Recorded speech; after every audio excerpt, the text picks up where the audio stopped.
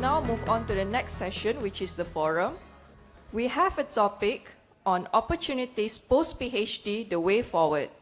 With the panelists, Dr. Fakitah binti Rizwan, Dr. Majid Nasir, and Nur Akila Pashkar Rostam, together with the moderator of this session, Ms. Dua Akhtam. Let us welcome the panelists and the moderator to the stage for the forum session. Please give them a big round of applause and enjoy the session.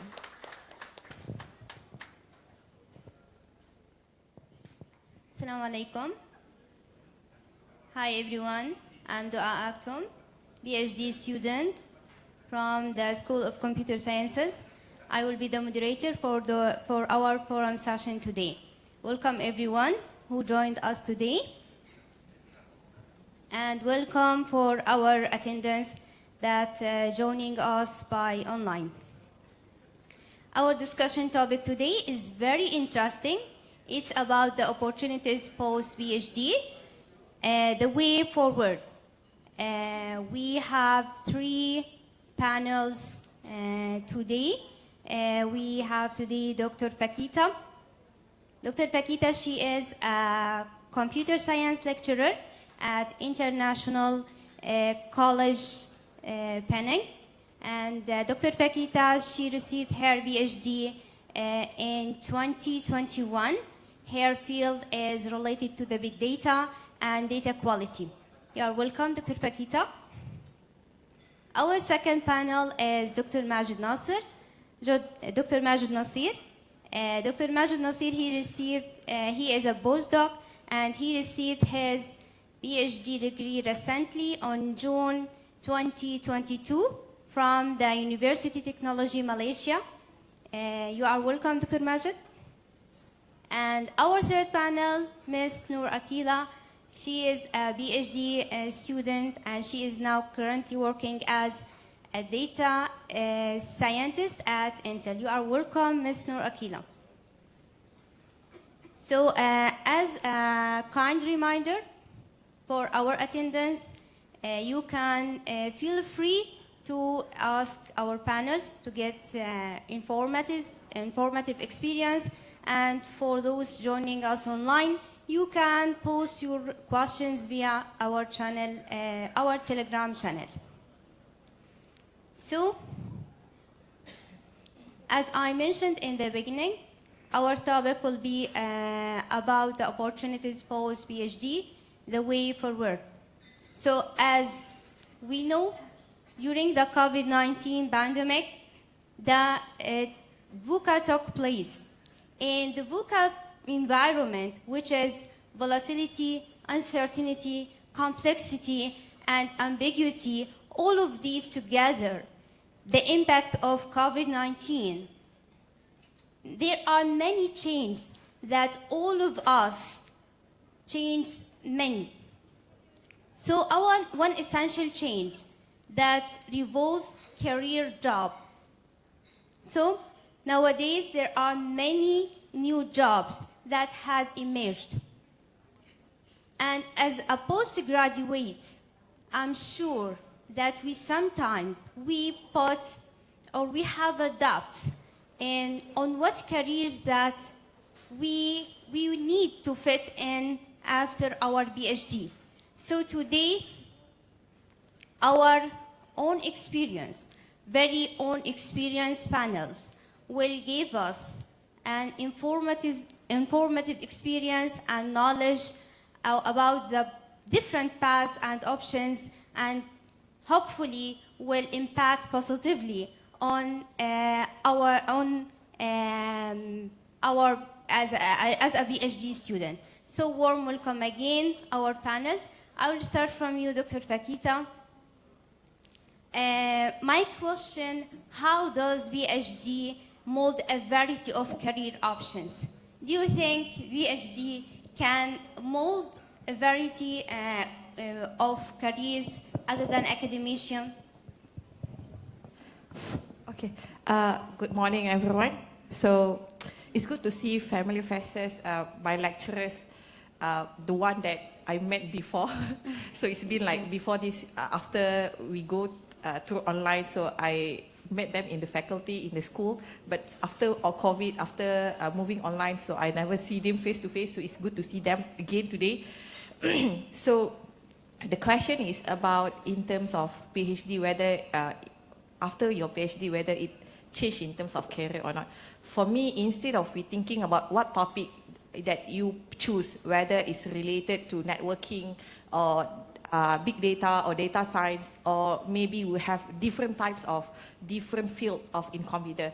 But I think the most important thing is the skill that we acquire when we do PhD, like reading, identifying the gaps, and then writing, and then presenting. So all those skills that we acquire throughout the PhD somehow will help us in finding the way or finding the career that meet your need or meet your purpose lah. And for me, because my field, I go for education. So even though my PhD is related to data quality, okay, which is quite specific enough, but now when I'm going for teaching, so it's totally different. I need to broaden up the scope. So instead of teaching data quality, I'm teaching on data science. So since data science is quite new, so I need to apply all the skills that I acquired through my PhD, which is research, and then evaluate, and then identifying which, what we call, which method or which things that I need to deliver to my students.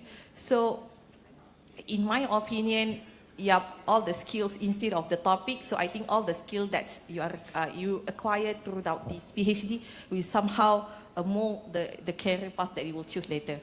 Thank you. Thank you so much. It's interesting. So what about you, Dr. Majid? What do you think about the PhD? Can we create a new career from PhD other than academician? What do you think about that? Yeah, actually, first of all, thank you so much for inviting You're me welcome. to this big event.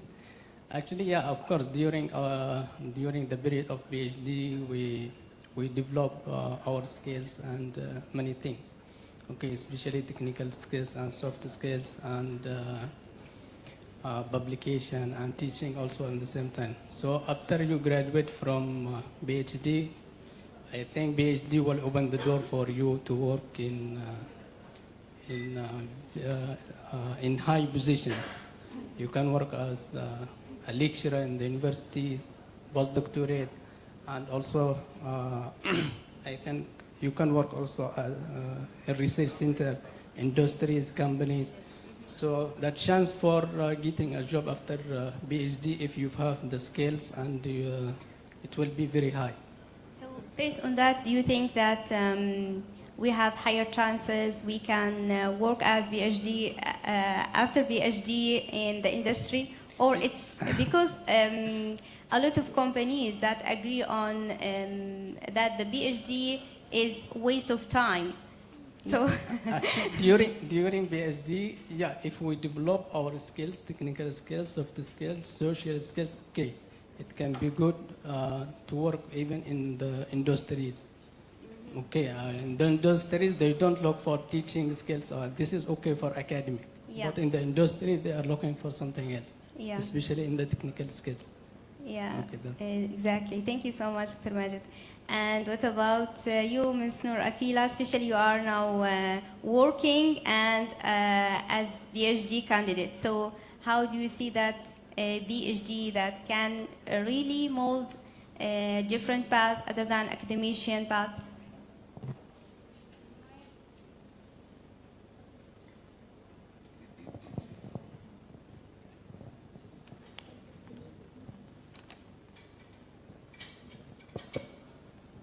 Hello. Okay. Sorry, what? Okay, so in my opinion, because we are PhD fellow, right, or research fellow, actually right now there are like tremendous of jobs that seeking for a PhD or master's student because we have the research skills, and of course we are computer scientists, we are the innovators. If you have the skills, right, you can do anything. For example, right now, if you see, there's a lot of opportunity that looking for a master's degree, even masters is enough already, because they are really appreciate the way we compute problem and then we find a solution. Not everyone can do that. and only through research, I mean a research fellow, can help us. You know, there's they like shocked. You know, they are really shocked. How can we bring something, a new solution? Even they didn't know on specific problem, because I think when you being a researcher, right, we are like really used to finding problem and find a solution. So that's our core strength. Yeah, That's my opinion. So yeah, it's inspiring. So, which means that the PhD can contribute to formulate perfect skills for the employee, even if the PhD holder that can work in the industry, so they can come up with perfect solutions for their companies. Okay, thank you so much. Dr. Fakita, as I knew from your bio that already you had experience 10 months, you were working before before proceeding for PhD. So, do you think there's a trade-off between what you were doing in the job and what you are doing as a teacher now? Okay, so previously before I continued my PhD, I had the opportunity to work 10 months, okay? Even though 10 months I think is still an experience for me. But I can see the difference when you work in industry, having a degree, and you work in, even though I think in education, having a PhD is totally different. Maybe like what Ms. Akila said, the way we think is totally different. When I did my after I completed my degree, I go for industry, and then instead of finding the solution, we just providing the solution. Okay, the client want this, okay, so we just develop the solution based on the client want. But now, even though I mean the course structure is given to us, a lecturer, to deliver the topic to the student, but after after I do the PhD, I know that instead of just deliver what's listed in the course structure, it's important to actually give more, which is hidden. Because I believe when we talk about education, we have this kind of Bloom taxonomy. We talk about all the skills required, not only the academic thing, but like soft skill, all those things. So instead of just teaching them theory only, so we focus on other things that cannot be delivered through theory. For example, like soft skill in terms of communications, in terms of their presentation and so on. So we know we are trying to give more, because we learn that throughout PhD, all these skills are needed. So we are preparing the students, even though they are doing that diploma and degree, but we are preparing them for the PhD. And then if they graduated later, so instead of they are just providing the solution, they can be innovative as well. Okay. So somehow, yeah, there's trade-off, but at least there's some skills that the PhD student the skills that you acquired during the work can affect and contribute for the PhD. Okay, what do you think, Dr. Majid, about that? The skills that you are acquired during PhD. So how these skills will affect after PhD, whatever you are doing a research. So do you think these skills that you acquired during PhD contribute somehow on your position now?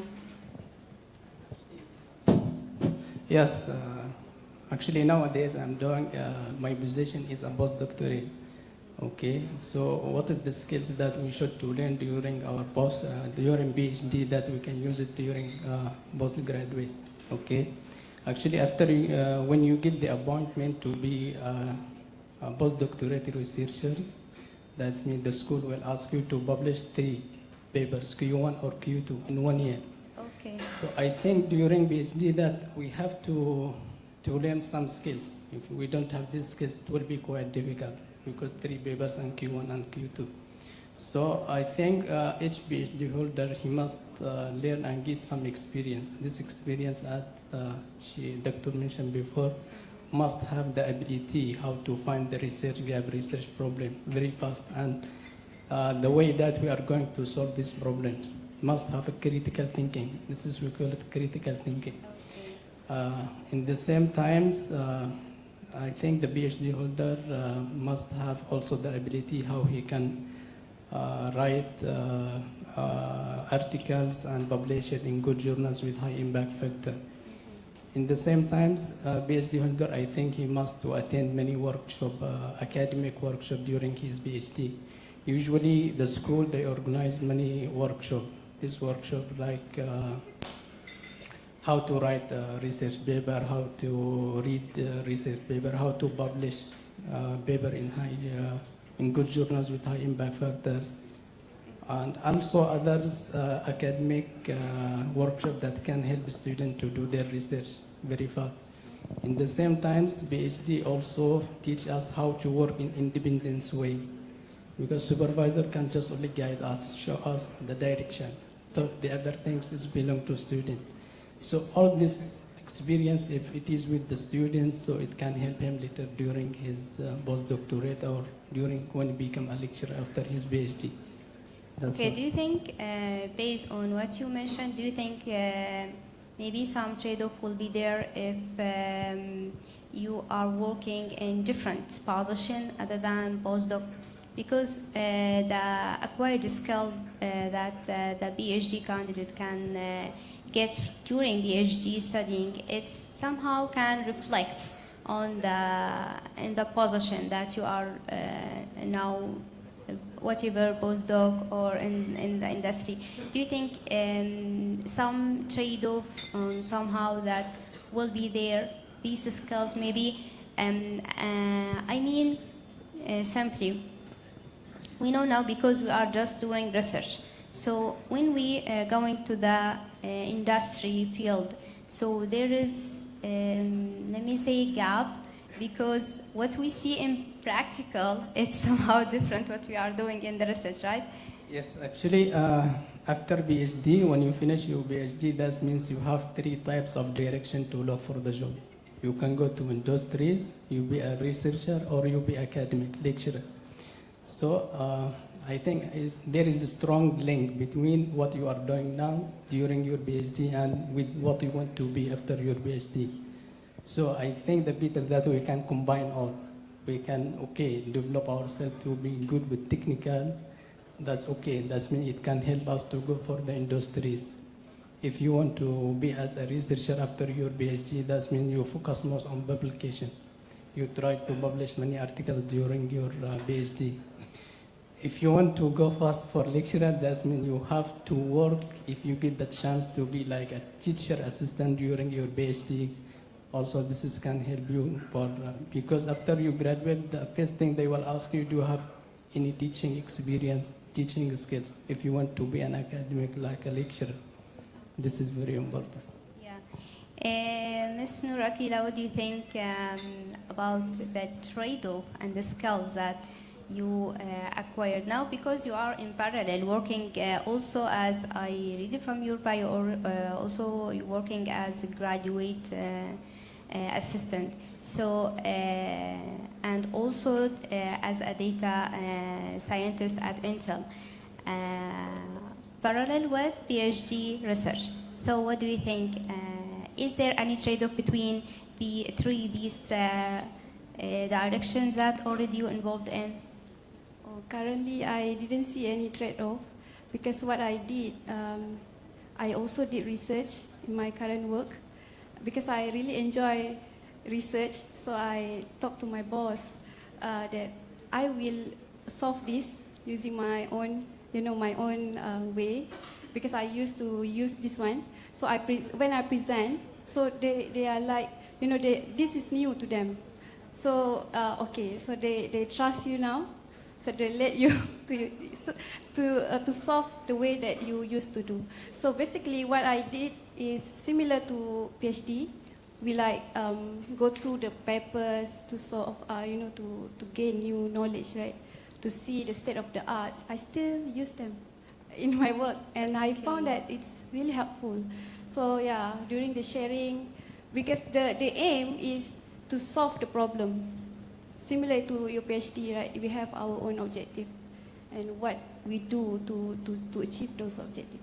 Okay, so based on what you mentioned, do you think that what you are doing in the research can be promoted to be deployed in the real life, or we can deploy it in somehow to produce a product we can depend on whatever that specifically you are working on?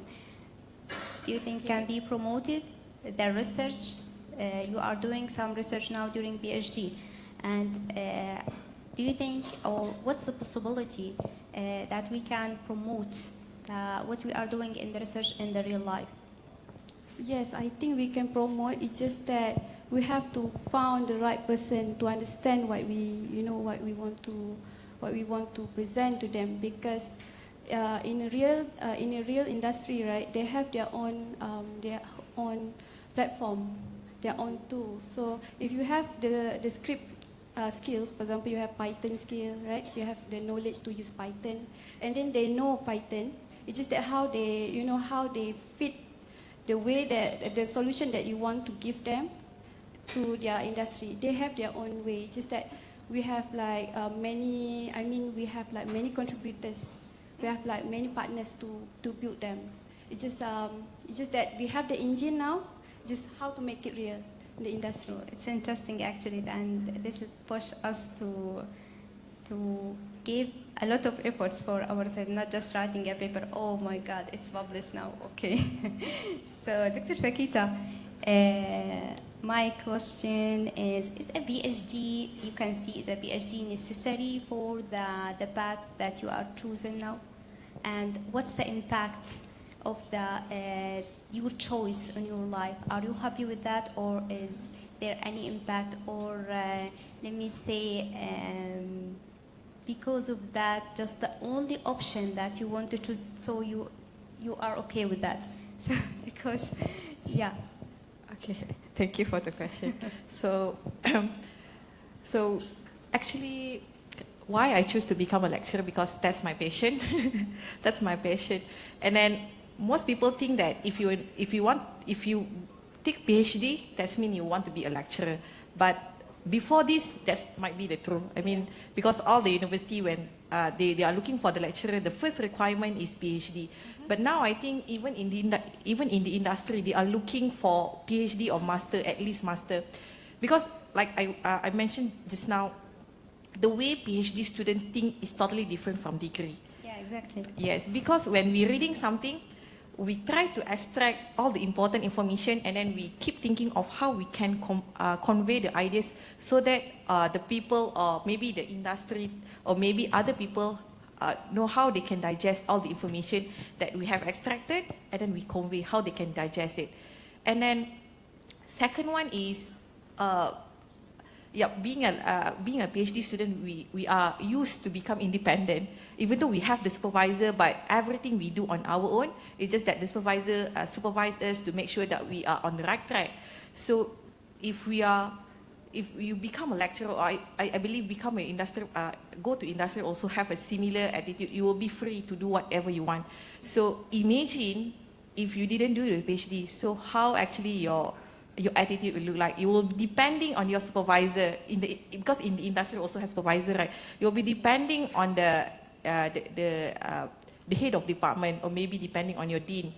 You cannot do anything on your own. So being a lecturer, I think all the knowledge, all the skills that I acquired through the PhD, I mean, I learned a lot from my supervisor actually. So now since I'm supervising the students, so I know exactly what can, how much is the limit I should supervise the student. And then in terms of teaching, since I see how the teachers, how the lecturers in ESM, they deliver, they convey their ideas. I still remember, because when I did my PhD, I have to attend the class. So my first class actually was Prof. Bahari. So I still remember how Prof. Bahari taught us in the class, and then it's a bit meaningful. So when he teach us, so I try my best to actually implement what he did in our class. Even though he teaches PhD, okay, master and PhD student, but I try to implement the similar things towards my students. So somehow I can say that PhD is important if you want to pursue in academic, especially in academic. You have to make sure that you are able to get PhD, because the PhD process, the process to obtain the PhD, actually is meaningful for academics, for the lecturers itself. Yeah. What do you think, Dr. Majid, Nasir?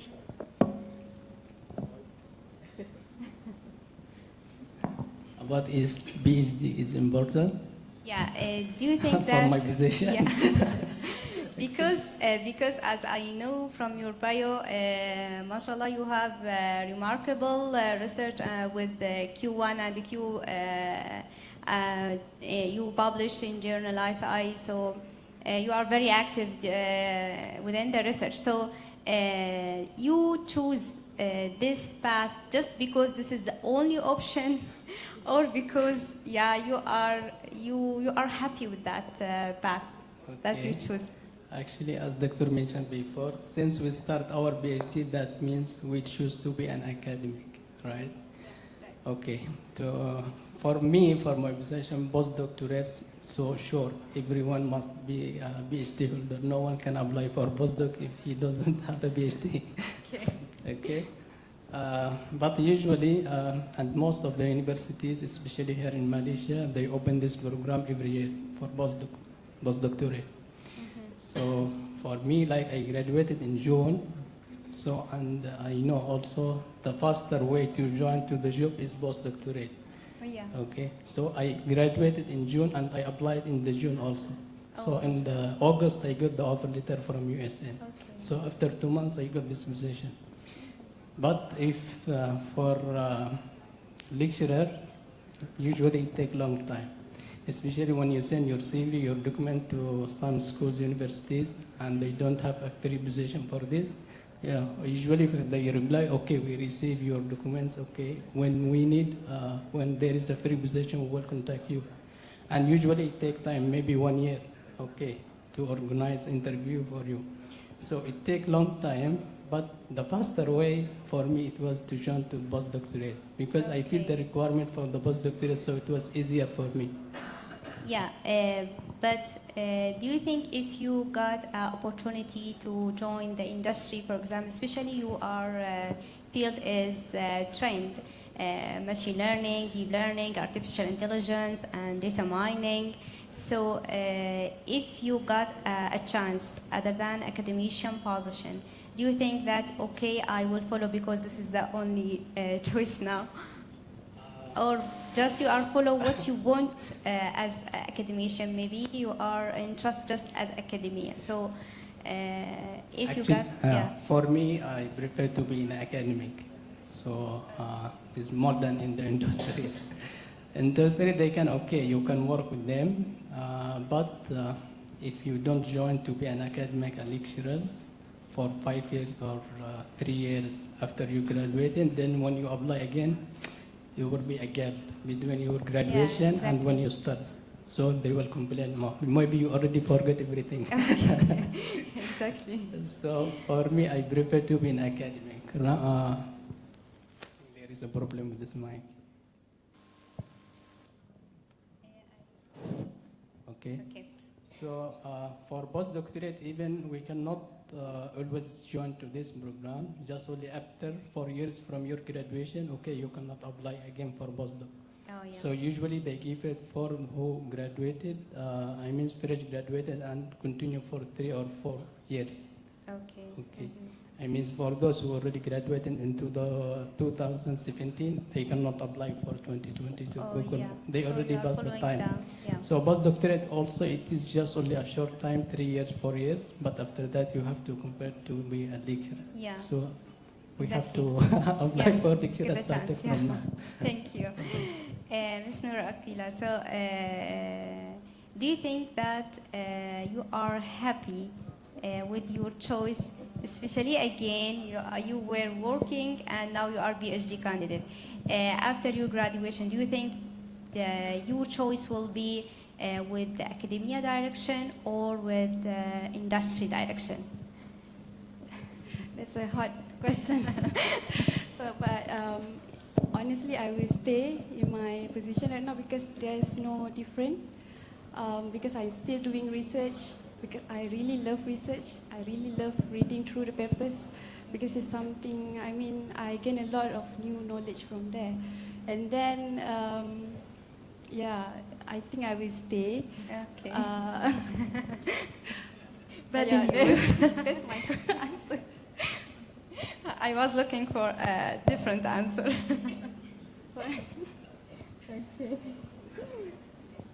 Thank you so much, Ms. Nurakila. So again, Dr. Pakita, how could a PhD contribute to the creation of a new job? Okay. Oh, this is quite tricky actually. But then I try to my best to answer this question. So how actually a PhD, obtaining a PhD, are able to create a new job? In my perspective, so even though we talk about, I mean, being a PhD and then your career path will be a lecturer, but somehow if you are interested to become a businessman, okay, if you're interested to go for business or creating a new job, so what can I think of? Because this is my future plan. I'm thinking of, but still in education, because now if we talk about machine learning, AI, so only the adults know about this. But the children, they keep playing with their handphone, but without knowing that they are interacting with the AI. So I'm thinking about what of the business that we can do is we create an education hub, okay, where all these PhD students who are currently enrolled or after that, after they have graduated, actually they can deliver whatever things that they have been doing, okay, research or anything. So how actually they can make sure that these little kids are able to understand what is AI, what is machine learning, what is deep learning, how is it important? Because just now I talked to Dr. Majid, he mentioned about the prediction, all those things. But I mean, if we talk to little kids, none of them will know. And I have this, recently I joined Intel competition because I saw Dr. JC also one of the Malaysian winner for the Intel Building Digital Readiness Award. So I have a chance, okay, to go through the interview as well, but unlucky I didn't win that.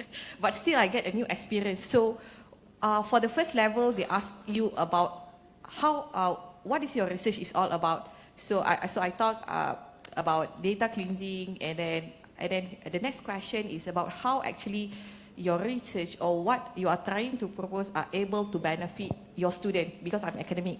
So, and then I'm giving the answer because I'm teaching that subject, so should have any issue. But then for the next level, the question getting more tricky.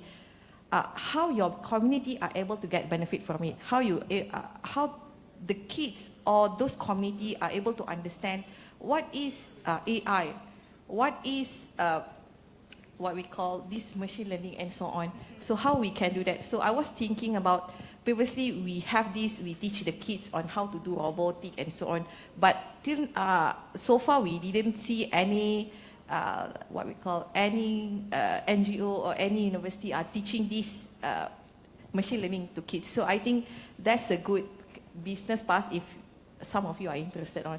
Oh, it's interesting actually. Dr. Majid Nasir, what do you think? How can PhD create, other than working as some students, some of our friends after graduated, they start working as researchers for the others and as a proofreader for the others. So, especially our postdoc position. So, yeah, what's the PhD? How could PhD can create a new job other than research? Especially you are, excuse me, especially you are applying for the 2 patents now, which means that your research now contributes in somehow in real life. Actually, yes. PhD is not just only a certificate, that when we got a certificate, that means Exactly, we have I a agree PhD. with that, yeah. Okay, because even I have some friends, they already graduated from before me, but since they don't have that research, I mean publication in good journals, and they don't have experience with teaching, so then now they don't have job.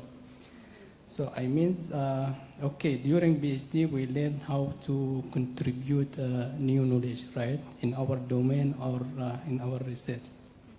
So PhD teaches us a new thing, that how we can think, how we can contribute a new things. So based on that, I think we can contribute something new and we can use it as a business. In the same times, we learn many things, skills. I mean, social skills. We know many good researchers related to our domain.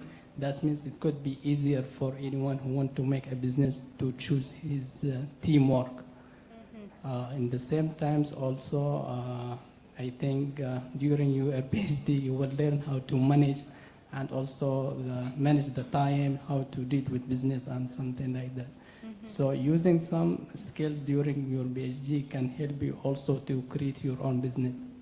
Yeah, I agree with that about the skills. Yeah, thank you, Dr. Majid, Ms. Noor Akila. Again, you are working in a field somehow is near to what you are doing in the PhD now, right?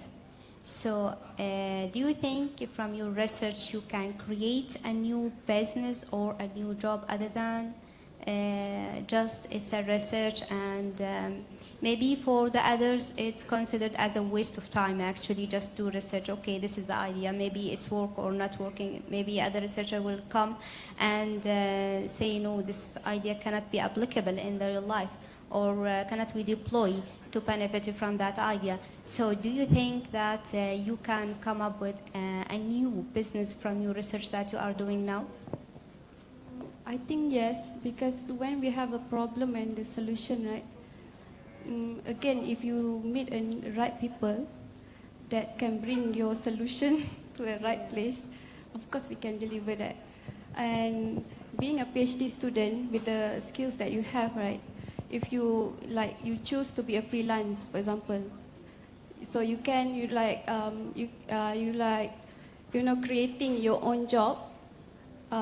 You bring your friends or hire some people to work with you and to invent something. Because I learned that one lecturer, they have a company called Space In. I'm not sure if everyone heard of this, but one lecturer from engineering campus, they have a company that create they masters in aerospace. Called Space In. So it's very interesting that you're a lecturer and you hire your students to. It's interesting hiring the students also. Yes, and they have they make a really good progress. I mean, that's a good work, and that's a good example. Yeah, so it's in this case we can easily, if the lecturer start to create a new business, and the student will not worry about their job in the future. So it's inspiring actually. Thank you, Ms. Noor Akila.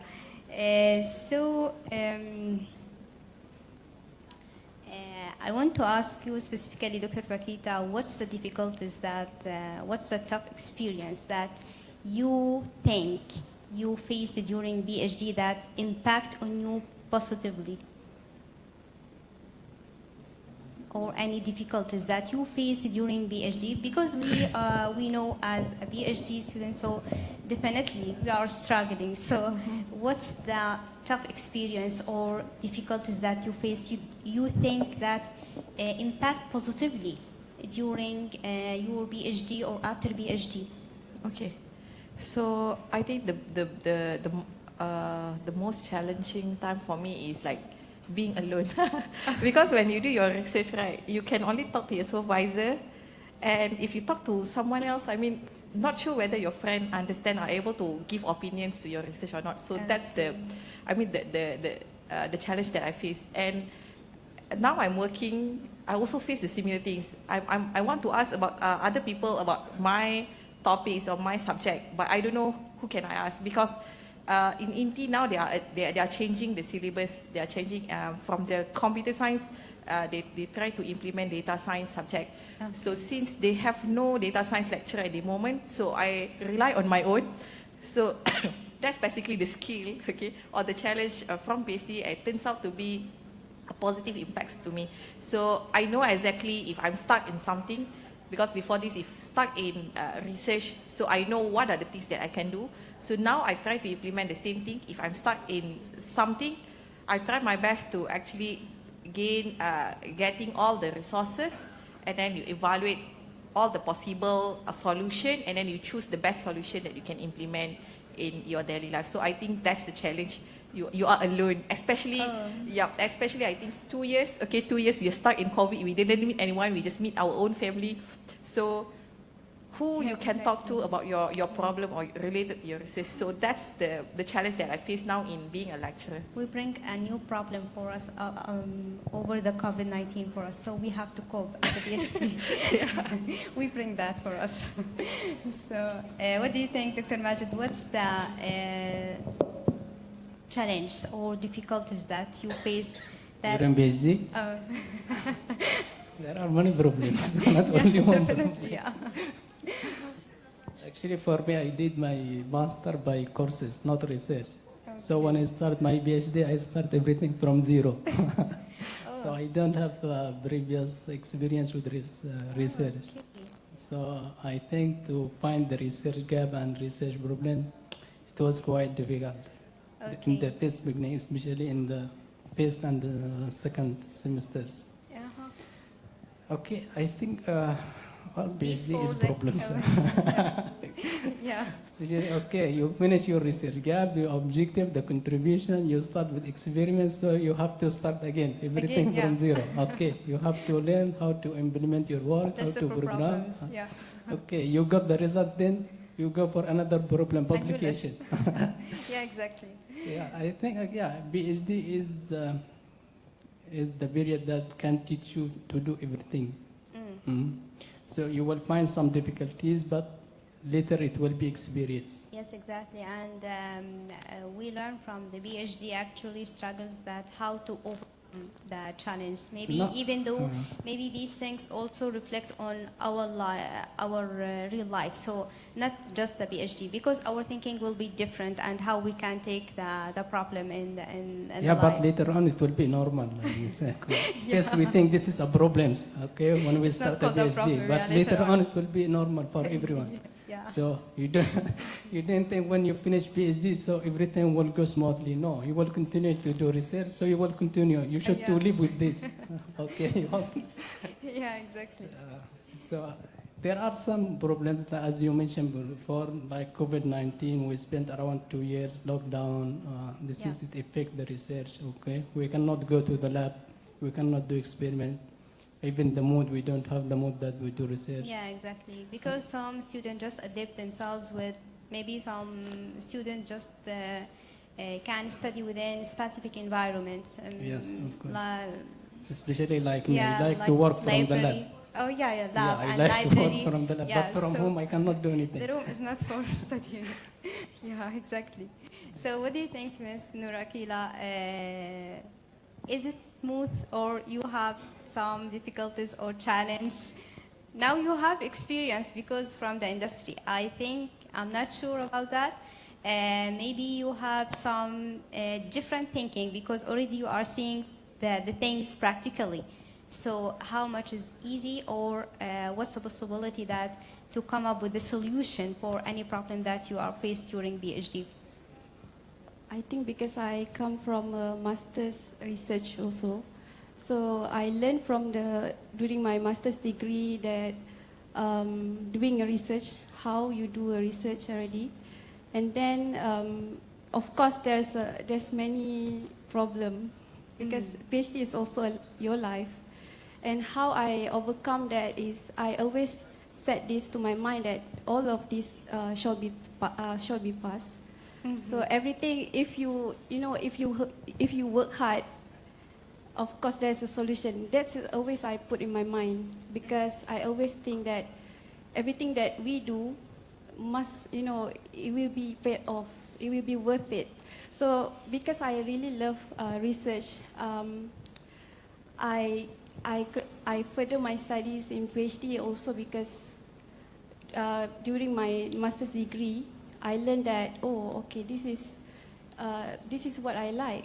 I love writing papers. I love reading, and then I remember at the time my supervisors, Prof. Rosni, mentioned to me after we won a best paper award. I remember, and then she mentioned, Akila, I think research is for you.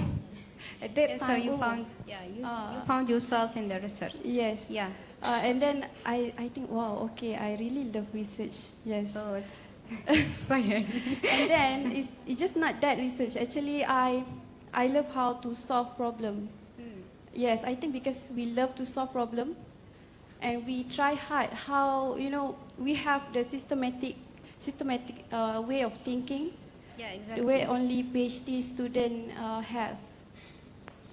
So yeah, I think PhD teach you how to overcome problem, come up with a solution, soft skills, and of course passion is really important because when you enjoy with what you are doing, basically the problem that you see is not a problem. It's like, oh, okay, you enjoy this.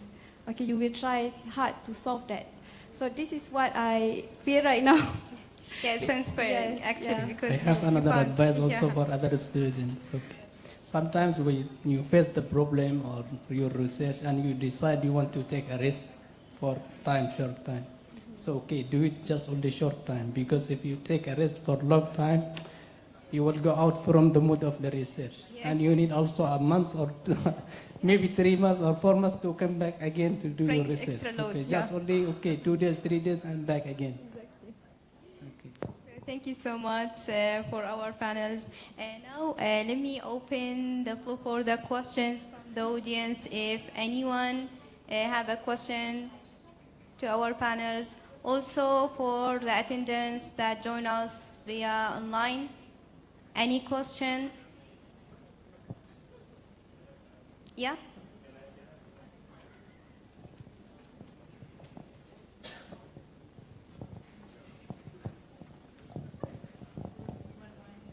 Thank you, panel. Thank you so much for sharing. I have one question, which actually this question appeared in recent ACM. You know, ACM communication, I think most of us know. The question is that, should young computer scientists stop or continue collaborating with their doctoral advisor? So, you know, all of you have finished, I mean, except for Gaffer, I suppose. Should you stop or continue collaborating with your former advisor, former supervisors? So what will be the benefit and you know, or otherwise? Okay. Love to hear your view. So, part of your question, so after we graduate from PhD, so are we going to continue contacting or collaborating with the previous supervisor? Okay. So the quick answer is yes. So even though I think right after my Viva, I think the communication between me and my supervisor is more active compared to when I do my PhD, because the way we do the conversation before the PhD is mainly supervisor and supervisee, but after completing the PhD, the way we talk, I think, is a bit different. We keep thinking of because I think he support me when I want to apply for USM open the vacancy for lecturer. He shared with me, and then after UMK offer vacancy, he also shared with me. And when I started become the lecturer at INTI, I still ask him, Doctor, what should I do? When I face any issue, I constantly communicate with him, so he will give his advice. So good news is this December I'm going to UMK, become a lecturer there. So I was thinking about, I'm going to continue collaborating with my supervisor, because I can see, I like the way he supervised me, so why not we become a collaborator in the future? Okay. I think collaboration is very important with the supervisor and also with other researchers in the same domain or same research field. So my supervisor also, she contacted me last week. She said she has a new idea and she wants if I can work with her in the same new idea, because they got, I think, a research grant and they want to work on something new. So I think collaboration, is very important. Even we go out from the same university that we graduated from, we still keep the collaborations with supervisor, with other researchers also. because when we collaborate with other researchers, we will also improve our KPI research, and also we will get more knowledge, especially when we reach the other research. So keep working with other researchers in the same research field, I think, is very important. That's my opinion. The same goes for me. I think I will cooperate again with my supervisor. I think we've been great partners throughout of the PhD's life. And we actually have a plan during studies, right, Doctor? We want to, if I be a lecturer, we have this thought. If I be a lecturer, we will make a grant together, Doctor. So we will. This will be the problem, and this is how we manage our, financial. We have that talk. So yeah, but no. Yeah. Can you write properly? I can't understand. Okay. There are pros and cons. I don't want to say more, but please read it. Okay. You will find that there are pros and cons. Keep relying on supervisor. Thank you so much, Prof, for your question, and thank you for the panelists for their answer. We have a question we received via our Telegram channel. As we know, it's hard to balance work-life during PhD. So what do you think about your work-life balance after PhD? Okay, Dr. Pakita.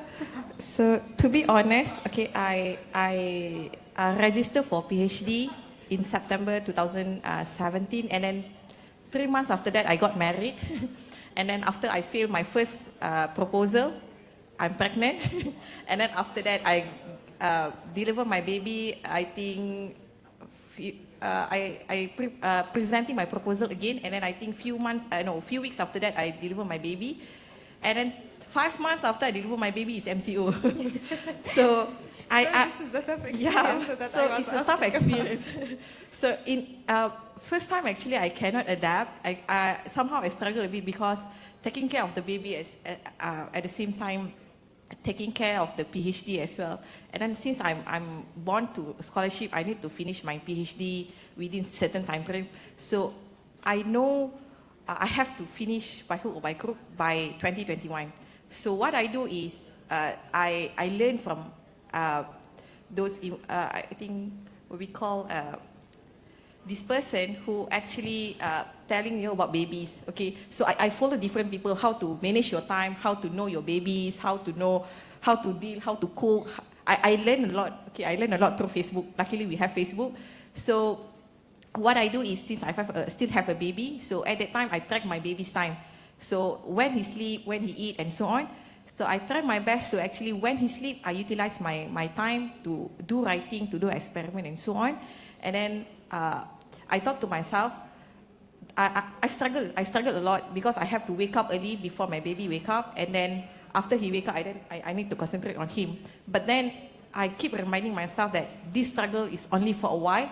I need to be strong. I need to make sure that I'm finished. So that's the philosophy that I think make me survive, make me survive throughout the PhD. And then I thought after PhD that's the end, but when you go towards a working environment, I think I'm facing the similar things again. Similar.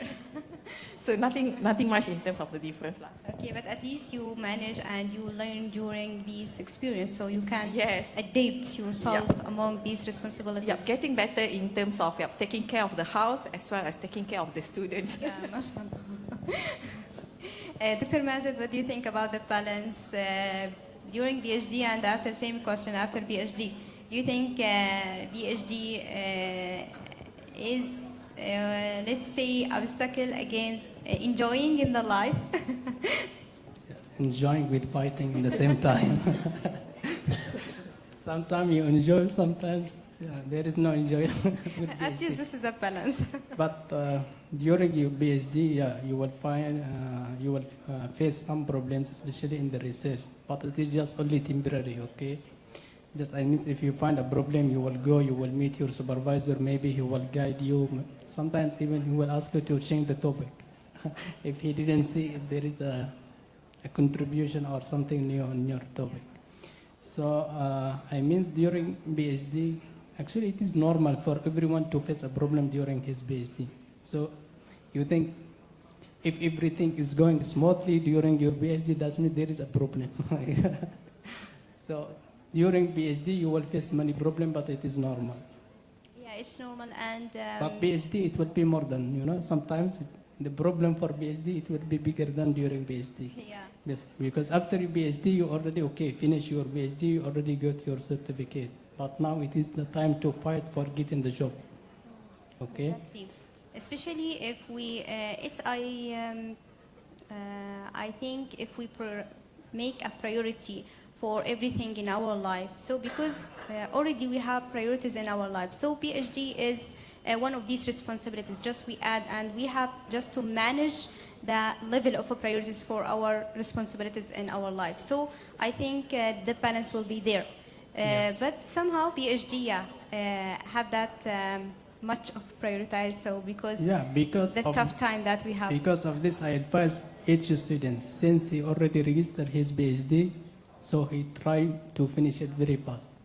Because he take or she take long time, he will continue facing the problems during all his PhD. Yeah. So try to finish it during 3 years. I don't know, graduated on time in USA maybe 2 years, but in UTM it is 3 years, 6 semesters. Okay. So try to finish it, and also with the very good performance, and everything will, inshallah, will be good after is PhD. everything after that, yeah. And also there is another advice, okay. When your supervisor didn't ask about you or didn't ask about your progress, don't feel happy also in the same time. Because sometimes you spend 1 semester and you see just only your supervisor just only once time. And when you go to meet him, he will say, no, this is not a contribution. Okay. You have to change. Just you finish just only 1 semester and you didn't do anything. Sometimes 2 semesters. He will ask you to change the topic. So try to contact your supervisor. Even if he didn't ask, you have to push him and you go to prison. Okay? Yeah, exactly. It doesn't mean that if your supervisor don't ask about you, so you have to you have to enjoy. You have to contact supervisor, ask for meeting, go and present. Yeah, exactly. Okay, because if you present frequently your PhD work to your supervisor, he will keep going guiding you. Don't just stay 2 semesters, 3 semesters and go to meet him and he already forget everything about your research. Yeah, exactly. I agree with you. Ms. Nur Akila, what do you think about the balance, especially working and doing PhD? So you can enjoy in your life, really?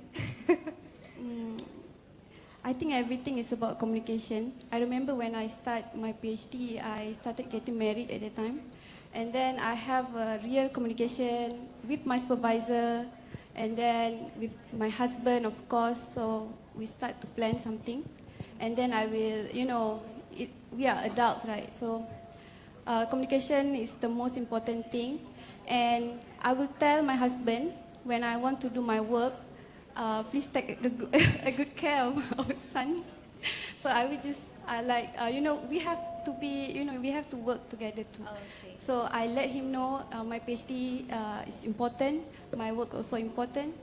So of course, because there's a communication, right? You have to let your partner understand. So I think it's about communication. Of course, there's a problem. I think also this is the answer, the question we received from our Telegram, especially for you. How do you balance between PhD and working in industry? Okay, so yeah, as you mentioned, is communication.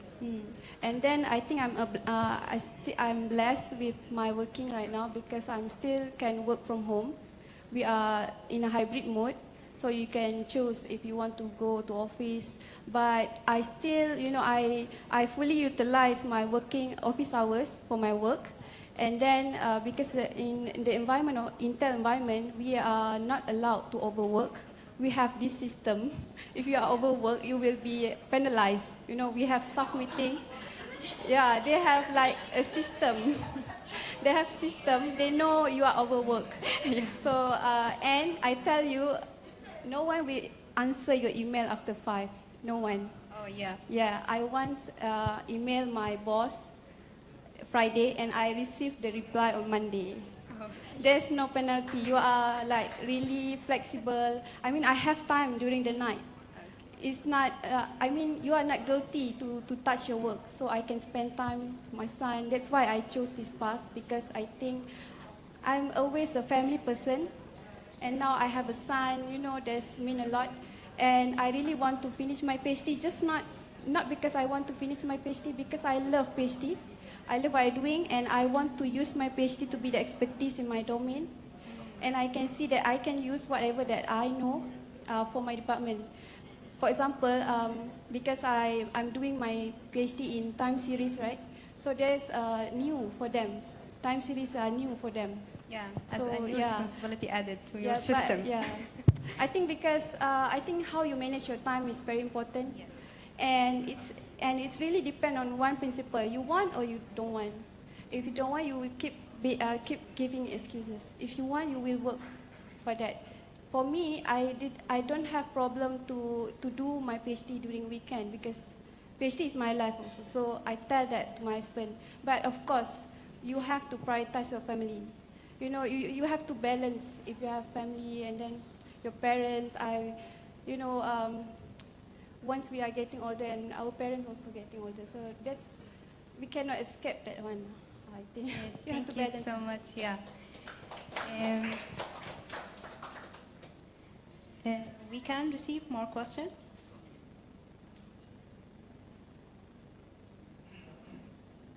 Okay, I have one question to Dr. Pakita, especially for you, from online. Dr. Pakita said about exposed to kids, how good it is, because sometimes people said early exposure is not good. They said, you said about exposed to kids, how good it is. This is the question that we received. Yeah.